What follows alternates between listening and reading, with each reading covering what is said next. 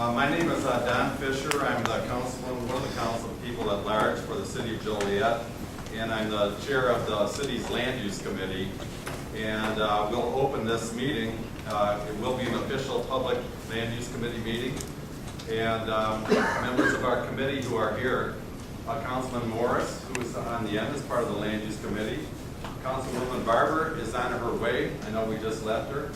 And obviously Mayor Girani, you all know Mayor Girani is also here.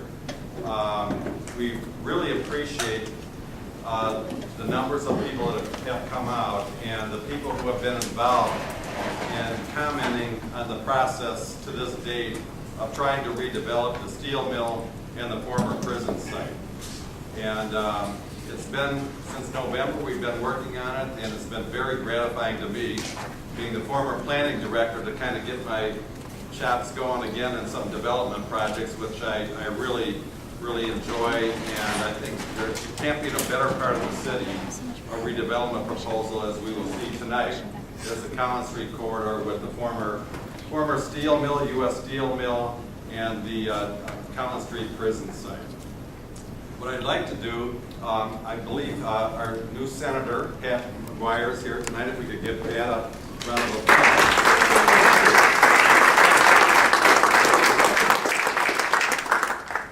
Pat, I know, like AJ, has been a big proponent of the redevelopment of the Collins Street corridor, the steel mill site, and the prison site, and I know Pat will be our advocate in Springfield to help things move along. Thank you, Pat, for coming tonight. Thank you. I would like now to talk, to introduce you to the panelists that we have from the Urban Land Institute. And the chair of the group tonight is David Gallowich. He's the principal of Madison Realty Group. He also is a native Joliet, and we give David a round of applause. John Mays is from Gould and Ratner, LLP. John Talty from OKW Architect Group. Greg Terwilliger from McShane Construction Company. And 5 panelists who could not join us tonight are Robin Hunden from Hunden Strategy Partners, Nick Patera from Teska Associates, Harvey Kamens from CTK Chicago Partners, Michael Eichten from AECOM, and David Doig from Chicago Neighborhood Initiatives, and lastly, Ronan Ramandaban from Lee and Associates of Illinois. I had the privilege of being part of, as many of you have, on some of the interviews that the panel had conducted, asking our opinions and ideas for what might be a good future uses for the 2 sites in question tonight. I was very impressed and am very impressed by... The reality is it has a ton of potential, and I think that's what you'll see tonight, some options for that. And I think the big surprise for a lot of people is that there's another 100 and some acres across the street that go along with the property. Just so we're clear, Joliet doesn't own it, the county doesn't own it, the Forest Preserve doesn't own it. It's still owned by the state of Illinois.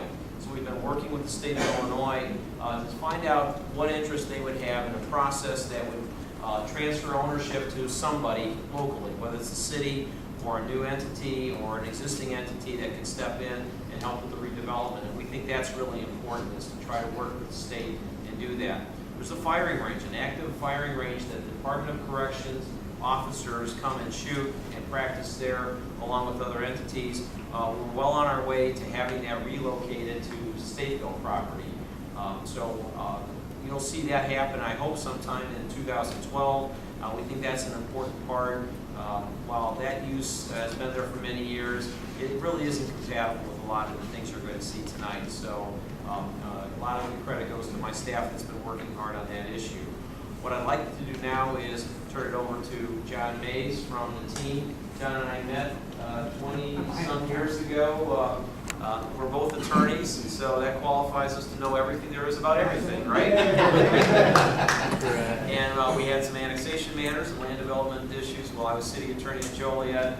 And John was great to work with. He was representing a client at a big land on the west side. So here we are again, a few years later, doing something a lot more fun. Yes, it is. So I'll turn it over to John.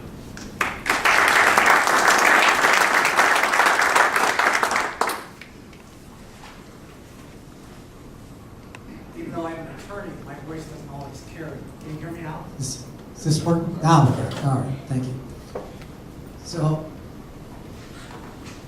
I'm going to just very quickly restate what the mayor stated, that this was a joint sponsorship by both the City of Joliet and the Chicago Metropolitan Planning Agency, which we call CMAP. In addition to the mayor and Councilman Fisher, I want to thank Tom and his staff. The support that we got for this was just amazing. The staff put together a wonderful briefing book, gave us a tour of the site, let us look at just every aspect of the problem from different directions, as you did. You informed us, the staff did too, so that was great. Well, my job here is really just to give you a little bit of background on ULI. I had the pleasure for several years to serve as the chairman of ULI here in Chicago, and now a double pleasure, a chance to serve on this panel. ULI was formed around 1935 and 1936, and it was made up of real estate experts who wanted to have a non-political voice in the community. So our charter is a 501c3. Our charter prohibits us from lobbying or taking a position. Our members today total over 40,000. We're worldwide. Here in Chicago, we have over 1,000. We are made up of practitioners in the area of real estate, consultants such as lawyers and architects, and about a third of our members are actually public officials. So we bring a cross-section of the land use community to bear on every problem. And that brings us to what a technical assistance panel is. Since about 1950, the ULI has been running panels nationwide and now worldwide, giving themselves to communities for the chance of reviewing projects or problems. Here in Chicago, in the Chicago region, the Waukegan Harbor redevelopment, that is a part of the ULI panel. Navy Pier, the first Navy Pier, the one that exists now, that was a ULI panel. The one that's going to exist, that's a ULI panel. In each of these cases, we bring in a group of experts made up of our members. Sometimes we draw beyond the membership, who have a cross-section of expertise. And the idea is to bring that cross-section of expertise to bear on the problem. We're all volunteers, and it's something we love to do. It's our passion.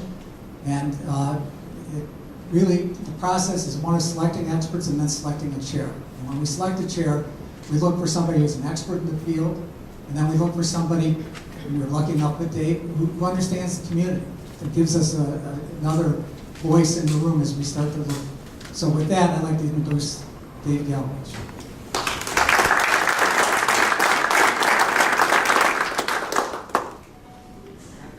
Looks like I gotta go around the other way.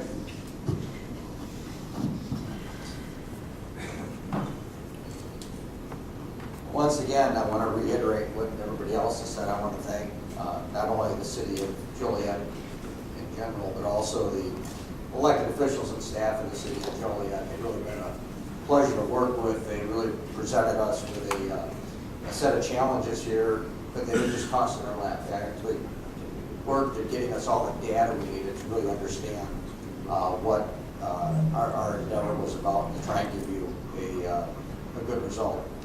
If you give me 2 seconds here, imagine on the legal end, we've got, with the people who weren't here today, great land planners, a lot of people out of the industrial development and brokerage world. We've got road and bridge engineers, which were on the panel. David Doig was previously a commissioner of the Chicago Park District. He really understands open space issues. And so we really had a great panel to work with. And so I owe them a huge debt of gratitude for everything they did on this. And wanted you to know just the breadth of the types of people who were involved. But the scope of work that we were tasked with was to take a look at the study area, figure out the highest and best use of the site, what funding resources may be available to redevelop the site, and how could the redeveloped site be integrated into the framework of the larger surrounding community. When we talk about prison site, most people think of the 20 acres on the west side of Collins Street, but actually the prison site is a lot larger. It includes 160 acres on the east side of Collins Street. We'll get into some more specifics about it in a few minutes. But also, when we talk about the U.S. Steel site, historically people think of a lot larger site than it is now because it went all the way down and formed an area that some of it's been sold off now, but you know, it's a pretty large site. We had to take a look at the framework of the overall area before we could really do anything. You can't really plan in a vacuum, so you really need to figure out the context, the greater context of where a site sits before you can figure out what it really wants to be.